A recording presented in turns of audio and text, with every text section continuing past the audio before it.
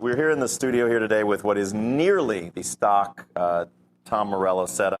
This is the Marshall JCM 800 2205 50-watt head with channel switching and with the name blocked out so that no endorsements are given or asked for. This is not my cabinet. Normally I have a 4x12 PV cabinet that I use that sounds like my sound. This is the cabinet they had here at the offices of Guitar World, which we're using today, which is going to sound pretty close, but it's not exactly what I use. As far as the pedals go, there's a ancient early 80s crybaby wah-wah pedal there. I believe it's missing one little hoof. The original Digitech whammy pedal, indispensable to making pterodactyl noises. The Boss digital delay pedal there. The DoD equalizer pedal, which is only used when I wish to go to 11. It's just flat across, as you can see, and then this goes up a little bit. It also has the sweat guard on it there. When I'm playing a rocking show in a hot venue, the pedals would sometimes short out, and you can't have that, so that's my tech, put a sweat guard on that for personal hygiene as well. And then the MXR Phase 90, which I really don't use for anything, but it sits there, and it's a beautiful orange pedal at the end of the line there. As far as guitars go, we've got two here today, but this is the Soul Power guitar, which has been my primary guitar for all of the Audioslave songs and concerts for songs that are tuned in regular 440. And for the drop D portion of our demonstrations today, we've got the new Gibson Les Paul that I've been using on the latest record, Revelations.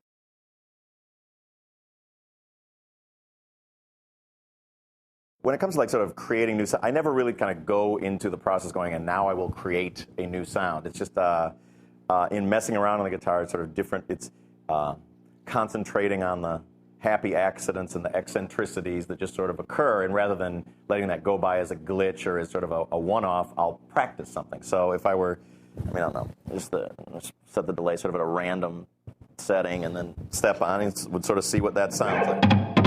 Okay, that kind of has like sort of a slap-backy sound. So the first thing, and then it's just, I have a very, very simple setup, but by sort of manipulating in different ways, we can see what happens. So that's on kind of a slap-back delay. So what if we were to use the toggle switch with the slap-back delay? What might occur?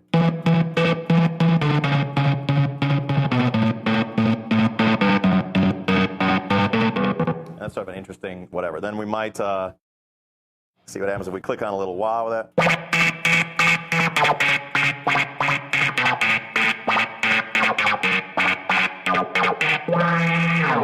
Alrighty, that's something that could end up as music down the line.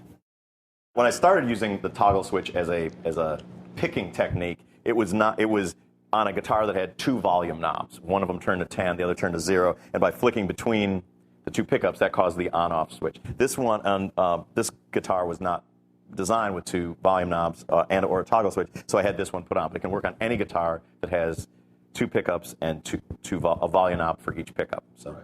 This one is customized, but you do not need a customized guitar in order to do the toggle switching.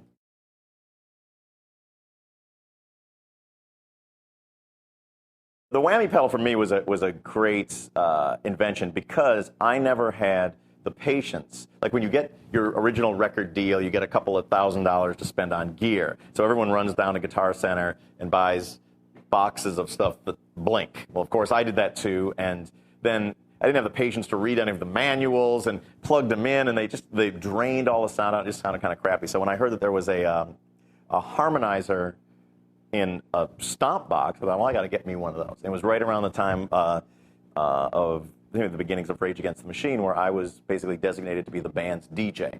And I found with some very simple manipulations of a very simple pedal that all of a sudden the guitar, for me, was finding a lot of very new sonic possibilities.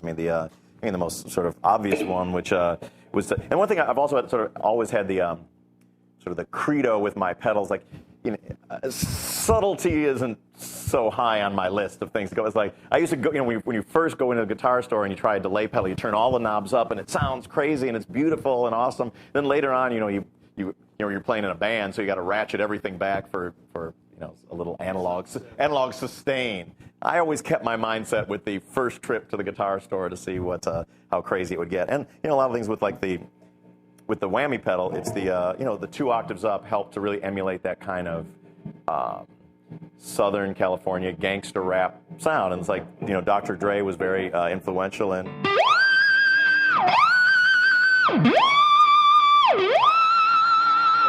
There's like 4 notes like that with a hip-hop groove underneath it, all of a sudden, you know, changed the way that I looked at music. And I started studying very much more DJs rather than guitar players and trying to emulate those sounds.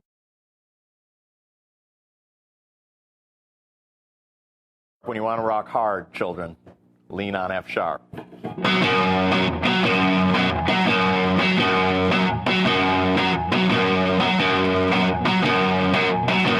Just octaves on F sharp that just bounce the field. And then a little riff that goes.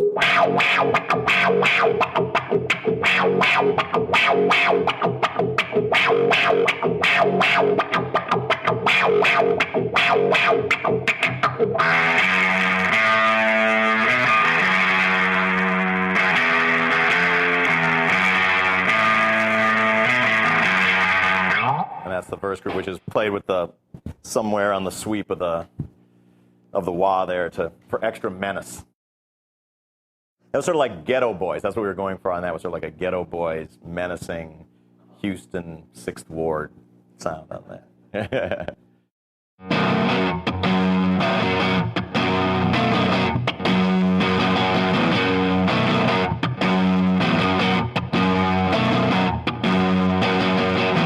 Again, it leans on the octaves a lot, but then adds in the sort of the dissonant notes. On the first chord, I'm just playing those 2 notes and muting the ones in between. Into the octave.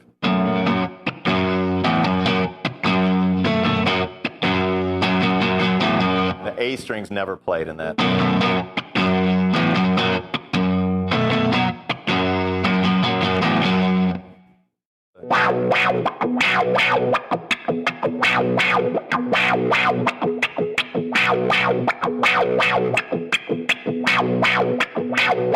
Bulls on parade.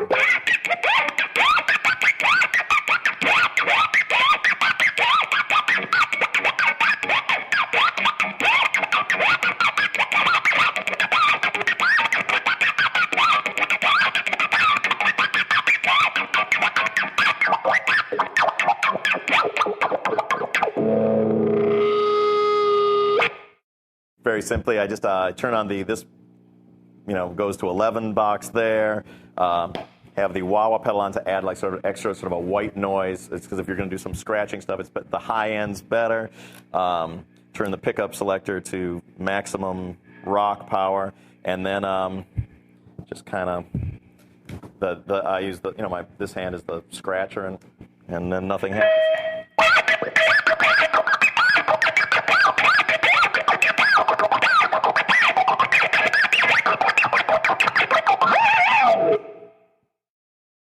And it goes like that.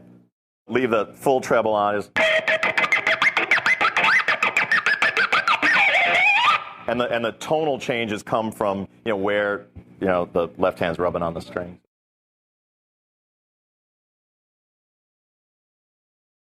It's less kind of about this is how a thing is done. It's more kind of about just like having a disregard for the tradition of the instrument. And this is just a piece of wood. It's 6 wires. It's a few electronics. You know, and you know, I was writing down notes to a song one day, and I had a pencil in my hand. I had the, you know, the delay pedal set to short delay, and then.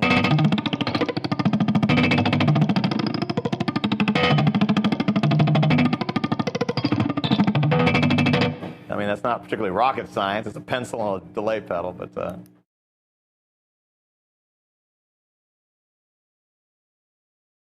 This was the 2003 helicopter version, which is, again, the delay pedal set to short delay, sort of a slap-back delay. The whammy pedal set to an octave below. And then I just use pick in mouth and right hand to just sort of baby slap the strings while manipulating the pedal.